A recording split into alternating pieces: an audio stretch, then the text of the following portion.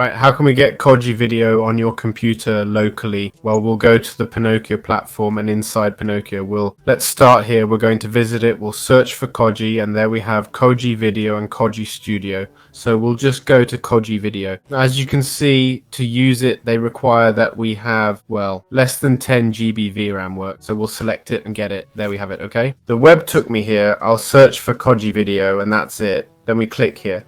Basically, Pinocchio, for those who don't know what it does, is a tool that makes it easier to get Cogvideo locally. That is, to have AI software physically on our computer. We'd need to get NVIDIA's CUDA. We'd need to get various files from GitHub and so on. Pinocchio simplifies this tedious process for us, which could take us, between finding tools and everything else, around 30 to 50 minutes. Cogvideo basically simplifies this whole process, so we don't have to do it ourselves. And as we can see, we already have it here, okay? It's quite small, just 900 MB, okay? And there we have Cogvideo. It's that easy. We're going to configure Cox. So first of all, we'll obviously need to set it up. I have it with Pinocchio. It's very easy. Just go to Pinocchio, search for configure, and you'll find it. As you can see, I already have the tool here. Very good. So what we'll do is go to the manager. We'll go to Houston, not manager. And now we're just going to search for Cog. Look for the one called Xbox, which would be this one here, okay?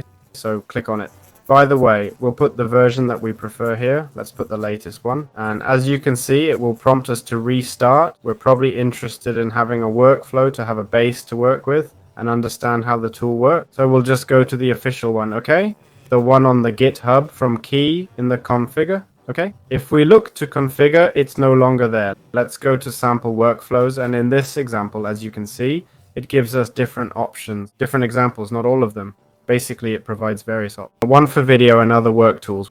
We can simply choose the one we want. I'll pick this video example, and here you basically click to get the file, okay? There we'd have the JSON, and now we'll go to the file we just obtained from here and drag it in, alright? Here it says nodes are missing and such, but don't worry about that, okay? So we'll just go back to the manager and get the custom models we don't have, okay? Here, as you can see, it shows us the ones we don't have. We'll simply get one and then the other, okay? We get both, and as you can see, they ask us to restart, alright? So we'll need to restart again. As you can see, it has now started, okay? And now I don't get the error. Well, you'll see probably when we press Q, okay? It's going to happen to us, right? As expected, it says T5 google.speak.save underscore tensor, comma, basically telling us it can't find the model, okay? So we'll go to manager, model manager, and paste what we got from Google. I'll delete that. There's Google Barabbas T. Well, this is the model. So we click here, okay? And we'll start getting the model used in this workflow. Each workflow has its own model, right? And as you can see, if we run the file now, it'll tell us what? Well, that this file is required here, okay? In this folder, okay? It's saying a file by that name hasn't appeared, okay? So we'll need to select the model in this section, which is labeled Cogvideo model here. We click and choose the model we want.